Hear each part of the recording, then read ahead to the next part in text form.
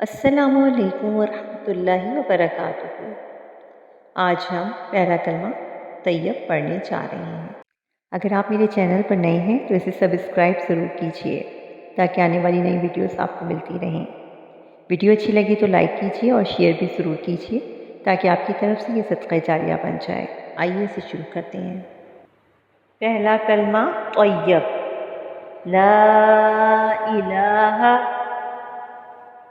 لا الہ الا اللہ الا اللہ محمد محمد رسول اللہ رسول اللہ۔